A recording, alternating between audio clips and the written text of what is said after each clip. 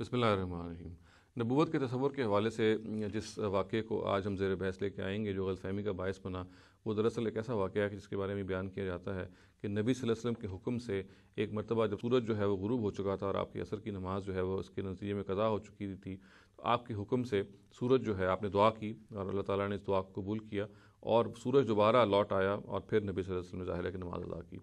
یہ وہ واقعہ ہے جو ہمارے ہاں بیان کیا گیا ہے۔ اس کی کچھ تفصیل اس طرح سے ہے کہ بیان کیا جاتا ہے کہ ایک موقع پہ کہ نبی صلی اللہ علیہ وسلم نے حضرت علی کے زانوں پہ اپنا سر رکھا ہوا تھا اور آپ آرام فرما رہے تھے۔ حضرت علی نے، اور عصر کا وقت بھی جا رہا تھا، حضرت علی نے مناسب نہیں سمجھا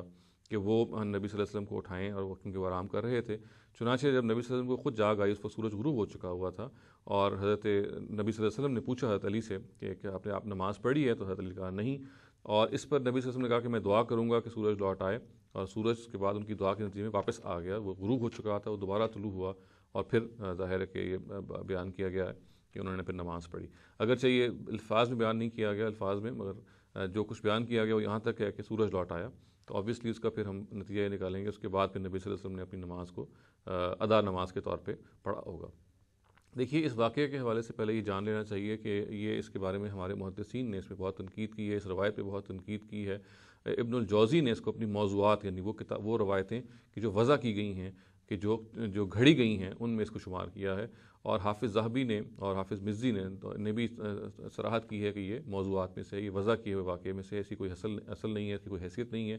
یہ بات ضرور ہے کہ بعض اور محدثین نے کوشش کی ہے کہ اس کو ریشنلائز کیا جائے اور اس کی اصل بیان کی جائے، تاہم استقصاء کرنے سے معلوم ہوتا ہے اور اس کی اسناد کو دیکھنے سے معلوم ہوتا ہے کہ اس واقعے کی کوئی اصل نہیں ہے۔ سورج کا نبی صلی اللہ علیہ وسلم کی اپنی زندگی میں اس طرح سے غروب ہو جانا اور پھر ان کی دعا کے نتیجے میں دوبارہ طلوع ہو جانا رات کے وقت تاکہ وہ نماز پڑھ سکیں، یہ واقعہ ہے جو ظاہر ہے کہ اس میں بیان کیا گیا۔ جیسے میں نے عرض کیا کہ سند کے لحاظ سے بھی یہ کمزور ہے، اس کی کوئی حیثیت نہیں ہے، اور متن کے لحاظ سے بھی آپ دیکھیے کہ اگر یہ واقعہ ہوا ہوتا تو یہ ایسا اس کی نوعیت کتنی غیر معمولی تھی کہ آپ امیجن کیجئے کہ سورج جو ہے وہ غروب ہو چکا ہوا ہے اور ایک مرتبہ پھر وہ طلوع ہو رہا ہے۔ اگر یہ ایسا واقعہ ہوا ہوتا تو اس کو جس طریقے سے بیان کیا گیا ہوتا، اس کی جو شہرت ہوتی، اس کی جو نوعیت ہوتی، وہ ایک ایسا اہتمام اور ایسی غیر معمولی شہرت ہوتی اس واقعے کی، اور اس درجے کے لوگ اور اتنی تعداد میں اس لوگوں کو بیان کر رہے ہوتے کہ واقعی اس کو پھر دنیا جو ہے ایک معجزے کے طور پہ جانتی۔ ایسا کوئی واقعہ اگر ہوا ہوتا تو لازماً اس اہتمام سے پھر یہ نقل بھی ہوا ہوتا، تاریخ میں بھی اور حدیث میں بھی۔ ہمیں معلوم ہے کہ حدیث کی جو بنیادی کتابیں ہیں اس کو بالکل خاموش ہیں، اور اس کی جس طرح سے یہ بیان کیا گیا ہے، اس کے اندر جو روایات بیان کیے گئے ہیں، ان کے بارے میں خود ہمارے محدثین ہی نے تنقید کر دی ہے کہ یہ واقعہ جو ہے وہ موضوع ہے، اور کم سے کم اگر موضوع نہیں تو کم سے کم بالکل ضعیف ضرور ہے۔ چنانچہ ہمیں اس واقعے کے حوالے سے یہ بات ذہن میں رکھنی چاہیے کہ نبی صلی اللہ علیہ وسلم کی برتری اگر ہمیں ثابت کرنی ہے تو اس برتری کو ثابت کرنے کی بہت سارے اور جگہیں ہیں، بہت سارے اور بنیادیں موجود ہیں، اور جو حقیقی بنیادیں بھی ہیں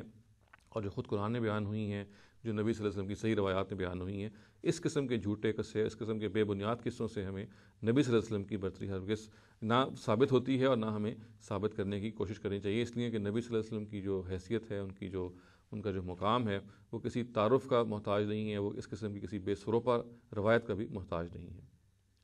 اقول قولی ھذا واستغفر اللہ لی ولکم ولسائر المسلمین والمسلمات۔